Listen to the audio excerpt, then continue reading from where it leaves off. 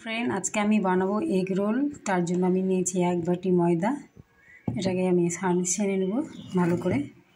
আর এখানে আছে একটা পেঁয়াজ, দুটো লঙ্কা, একটা শসা, দুটো ডিম আর গাজর। এগুলোকে আমি সব কেটে নিয়ে তারপরে আমি দেখাবো। তো আমি যাই, এবার আটাটা মেখে নিই। এবার আমি ময়দাটা মেখে নেব জল দিয়ে।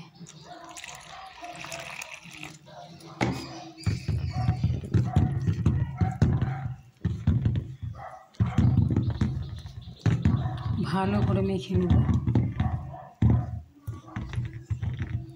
আমি আগে মেখে নিই, তারপরে দেখাচ্ছি। এই যে আমার ময়দা মাখা হয়ে গেল, সুন্দর করে আমি এটাকে মেখে নিলাম। দারুণ করে মেখে নিলাম।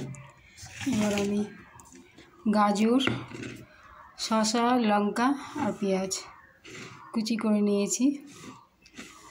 আর লঙ্কাটা কম দিয়েছি, কেন যে ঝাল খেতে পারে না, তো আমার বোনের ছেলে। যখনই আসবো তখনই আমার কাছে একটা করে বায়না করে, আজকে তাই বায়না করেছে মাসি রোল খাবো, তাই ওর জন্য রোল। তো আমি এবার যাই বানাতে। এইভাবে করে আমি লাচি কেটে নিয়েছি, এবার বেলে নেব চারটে।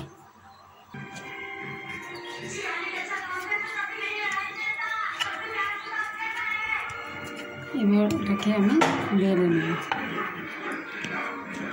বেলাটা দেখা। এইভাবে আমি বেলে নিলাম। এখানে আমার তাওয়াটা গরম হয়ে এসছে। এবার আমি আটাটা দিয়ে দেব। এটা আমি হালকা করে ভাজবো, একবারে হালকা। আমি এটা ফিসটা আমি উল্টে দিই। এইভাবে সবগুলোই এইভাবে হালকা করে ভেজে নেব, একবারে হালকা। এইভাবে করে সবগুলোকেই হালকা করে ভেজে নিতে হবে।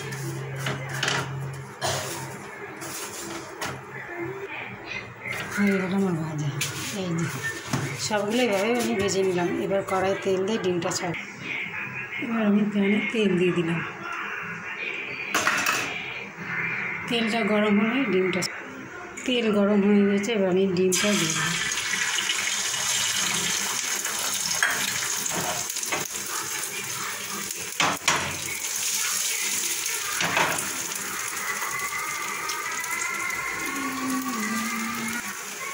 এবার এর উপরে, ডিমের উপরে আমি একটা রুটি দিয়ে দিলাম। এটাকে এইভাবে করে ভেজে নিই, ভালো করে সেঁকে নিই। দেখো কত সুন্দর। এবার আমার এটা হয়ে গেছে। এটাকে এবার আমি নামিয়ে নেব। এটাকে এবার নামালাম। এবার আমি একটা সাদা কাগজের উপরে রেখে দিলাম। এরপর আমি পেঁয়াজ কুচি, গাজর, শসা, হালকা করে লঙ্কা দিয়ে দিলাম। এবার তার উপরে আমি হালকা করে সস দিয়ে দিলাম। যতটা পারবে দিবে, মুড়ার সামনে বেরিয়ে। এবার আমি মুড়িয়ে দেখাচ্ছি। এই যে মুড়ানো হয়ে গেল রোল। আমি এটা রাখলাম, আরও কটা বানিয়ে রাখলাম। হয়ে গেছে আমার স্পেশাল রোল। দেখে কেমন লাগছে বলো। ভালো লেগে থাকলে লাইক, কমেন্ট, শেয়ার করো। আর অনেক ভালোবাসা দিও। আমি একটা খেয়ে দেখি।